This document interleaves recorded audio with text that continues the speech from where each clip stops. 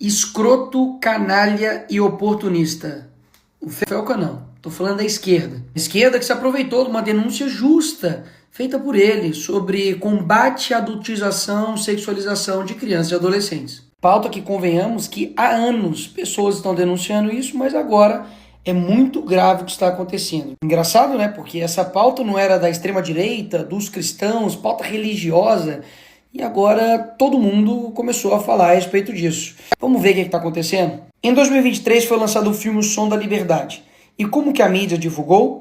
Mobilização de evangélicos e bolsonaristas para filme ser líder de bilheteria no Brasil. Mas afinal de contas, Nicolas, esse filme era sobre o quê? Pois é sobre exatamente o tema que todos agora estão dizendo que estão preocupados em combater, que é a exploração sexual infantil. Ou seja, há pouco tempo atrás, se você mobilizasse as pessoas para poder voltar sua atenção para o tema de exploração sexual, você era taxado disso aqui. A esquerda e a mídia não somente tentaram taxar o filme, como também promoveram o cancelamento dele, porque basicamente o filme era um delírio oriundo da extrema-direita. Lá no Congresso, quando a esquerda teve a oportunidade de tomar mais uma medida, porque para mim qualquer medida contra pedófilo é válida. Daí 85 votaram contra a castração química para pedófilos. Janones votou não para a castração química. O PSOL inteiro votou não também. E o PT, maioria esmagadora, também vota não. Daí vem uma outra proposta para poder aumentar pena para crimes hediondos. Isso inclui estupro de vulnerável,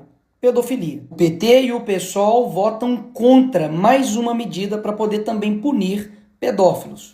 Mas aumentar pena para criminosos não resolve, tá bom? Aí vocês pedem 17 anos de cadeia para uma mulher que escreveu com batom uma estátua Perdeu o Mané. Vai enganar outro. Até mesmo porque eu duvido, se a gente fizesse uma nova constituinte e colocasse prisão perpétua para crime, por exemplo, de pedofilia, eu duvido que a esquerda seria favorável. Até hoje, o Lula não criou o Cadastro Nacional de Pedófilos e Predadores Sexuais, mesmo depois da lei ser aprovada no Congresso Nacional. Quando a Damares denunciou o que estava acontecendo na Ilha do Marajó, vários políticos, artistas de esquerda zombaram da cara dela e inclusive pediram a cassação do mandato dela. Todos esses aqui da esquerda não assinaram a CPI, que era para investigar os casos de abuso sexual, exploração sexual na Ilha de Marajó. Na época eu fiz vídeo, arrecadei recursos, e sabe o que o Ministério dos Direitos Humanos fez? Rebateu fake news. Calma, vamos lá, que pior assim, e muito. A Antônia Fontinelli, ano passado, denunciou o mesmo influenciador Ítalo Santos, que agora está aí em voga. E o que a justiça fez? Pediu a remoção do vídeo,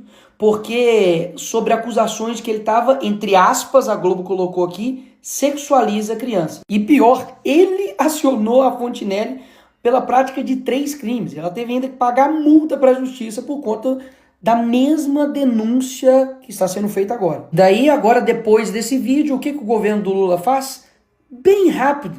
Aumento de pena para pedófilo? Não. Castração química? Não. Botar pedófilo na cadeia? Não. Agora, se aproveitar de uma pauta legítima para poder criar uma lei que vai censurar a internet, aí sim. Na mesma hora, o governo do PT enviou um projeto para regulamentar as redes sociais. Até o momento, tem mais de 30 projetos de lei para poder regulamentar as redes sociais. E um total de 0 para poder punir pedófilo. É tão descarada a tara desse governo para usar qualquer pauta para poder censurar a internet, de que esse projeto que eles vão enviar para o Congresso prevê a suspensão provisória da rede social do cara antes de qualquer decisão judicial. Ou seja, a pessoa vai lá e denuncia, e não é o post dela que cai, não.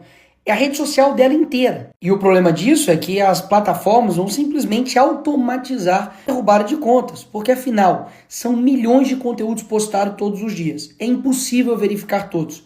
E daí basta eu denunciar aquilo que eu quero que derrube, fazer um monte de gente lá e denunciar, e pronto, derrubado. E sabe quem vai analisar se derruba ou não a rede social? O Ministério da Justiça, do PT. Ou seja, numa canetada o governo decide derrubar ou não as suas redes sociais, baseado em denúncia de qualquer pessoa. E deixa aqui eu refrescar sua memória para poder te lembrar quem é a turma que está dizendo que tem que fazer isso tudo nas redes sociais para poder proteger crianças e adolescentes. A mesma turma que defendeu a arte de crianças fazendo uma performance com um homem pelado. Criança tocando a mão, o pé e o tornozelo desse homem que está deitado no chão, nu. O artista estava representando a performance La Bête. É a mesma turma que quando a conservadora, cristã, Dona Regina, falou isso daqui. A senhora me falava agora, a senhora não é bem a favor, por quê? Me explica. Eu não sou contra a arte que foi exposta, mas sou contra a exposição da criança ali daquela forma.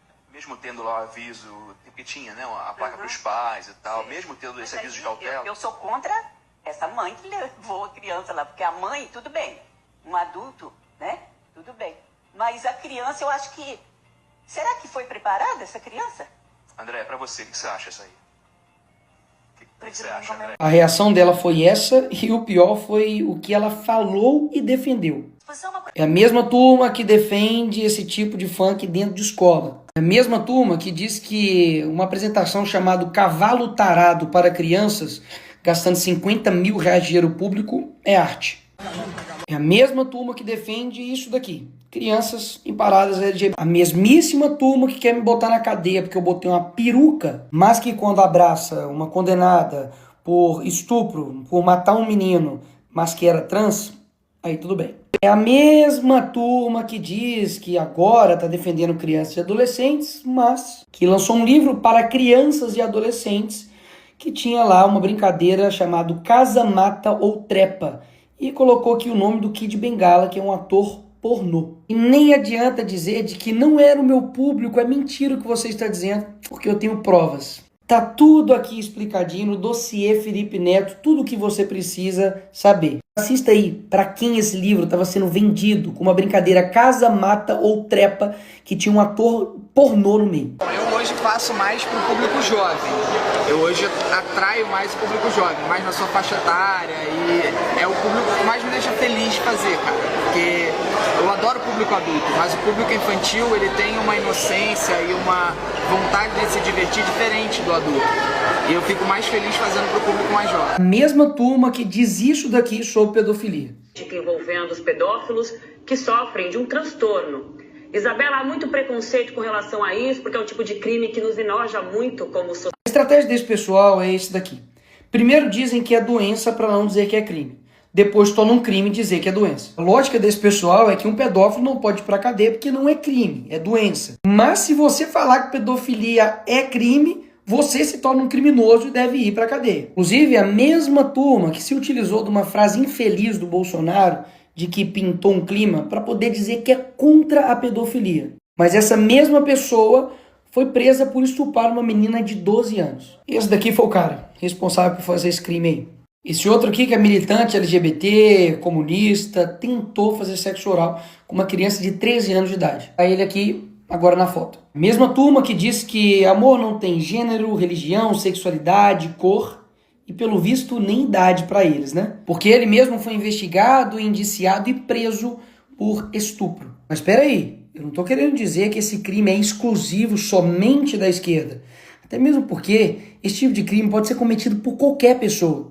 Pastor, padre, pai de santo, mulher, professor, líder religioso, enfim. Agora, o combate a esse crime não é todo mundo que quer combater, não. Mas combater de verdade e não somente entregar essa responsabilidade de cuidar dos filhos, que é do pai, para a plataforma. E é exatamente isso que eu elaborei, porque eu sei que tem que ter um conjunto de atitudes para poder combater isso de forma séria. Ou seja, além de acrescentar uma pena, incluindo um artigo no ECA, punindo de 4 a 8 anos quem de fato produzir, dirigir, fotografar, filmar e tudo isso aqui que envolve exposição de criança, adolescente ou adultize, paga isso daqui de pena, vai para cadeia. Além da prisão, faz com que o poder público promova campanhas de conscientização, faz com que a plataforma ofereça ferramentas para que os pais configurem para poder ajudar e proteger os seus filhos e, principalmente, faz com que as plataformas sejam responsabilizadas caso depois da notificação do Ministério Público, da autoridade, não tome as medidas cabíveis para poder derrubar o perfil, derrubar o conteúdo e realmente impedir com que esse criminoso continue na internet. Agora, tanto o projeto que o PT vai mandar, quanto o 2628, que está aí para poder ser votado semana que vem também, não fala nada sobre punir o pedófilo criminalmente. Nada. O que tem é o Estado regulamentando absolutamente tudo, incluindo o conteúdo aqui ofensivo, ele independe de ordem judicial, que era o mesmo problema do projeto lá que eu disse do Lula. Ainda tem muitos outros problemas que eu não vou ficar esticando aqui. Mas do jeito que está hoje, é impossível votar esse projeto. Porque está mais do que claro que eles querem fazer de tudo para poder regulamentar a internet e vão usar qualquer coisa para isso. Neymar machucou o joelho, vamos regulamentar a internet. Ou seja, são diversas ações que precisam ser tomadas e o que não dá para fazer é vender uma narrativa mentirosa usando uma pauta genuína para poder prometer para as pessoas que basta fazer isso, que vai acabar com o problema de abuso sexual contra crianças online. Agora, isso é um dado assustador. Familiares e conhecidos são responsáveis por 68% dos casos de violência sexual contra crianças no Brasil. O que isso quer dizer? De que várias ações precisam ser tomadas, mas a principal, de fato, está na família. E é claro, cada família tem a sua realidade, seja financeira, seja de tempo, isso aí todo mundo sabe. Mas se você não consegue tomar conta daquilo que seu filho vê, escuta em um celular, tem uma notícia para te dar. Você não é pai e nem mãe. E daí você vai transferir essa responsabilidade para o Estado, até mesmo para uma empresa? Tá de sacanagem, né? Esse é o caminho mais fácil, mas também um caminho mais totalitário.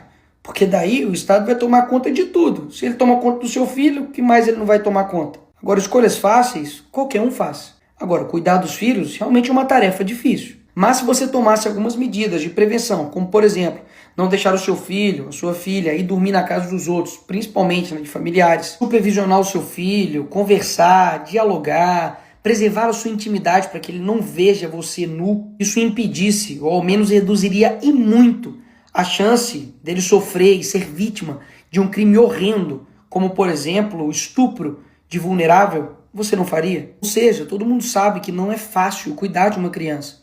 Mas a omissão e a falta de cuidado dos pais em cuidar das suas crianças que está fazendo com que elas fiquem expostas a todos esses tipos de criminosos. Enfim, vão excluir a família dessa equação, vão simplesmente dizer que, de fato, deixa ela de lado e joga tudo para o Estado. E a família? Fica onde nessa história? E sem falar que, por que você não ouviu ninguém falando a respeito do combate à pornografia? Que é uma das causas principais que levam à perversão sexual e que leva uma pessoa a cometer esses crimes horrorosos. Percebe de que o problema é muito mais profundo. Eles estão querendo tratar com uma simplicidade sobre redes. É inacreditável. Tem vários influenciadores por aí que estão usando crianças para poder divulgar a sua arte com músicas obscenas. Vários, inclusive, utilizando as próprias filhas para poder ficar fazendo isso. Inclusive, vários pais e mães estão usando os seus filhos para poder colocar eles em apresentações com músicas obscenas, para poder fazer gestos obscenos, para poder, de fato, adultizar e sexualizar a sua própria criança. Eu não tenho dúvidas que para combater esses criminosos precisa de penas severas, prevenção, depois monitoramento e, principalmente, um cuidado da família. Não tire a sua responsabilidade como família de cuidar dessas crianças e adolescentes. Porque, caso contrário, você acredita mesmo que um governo que não consegue proteger as crianças e adolescentes no mundo real vai conseguir proteger elas no mundo virtual? Não dá para cair nessa.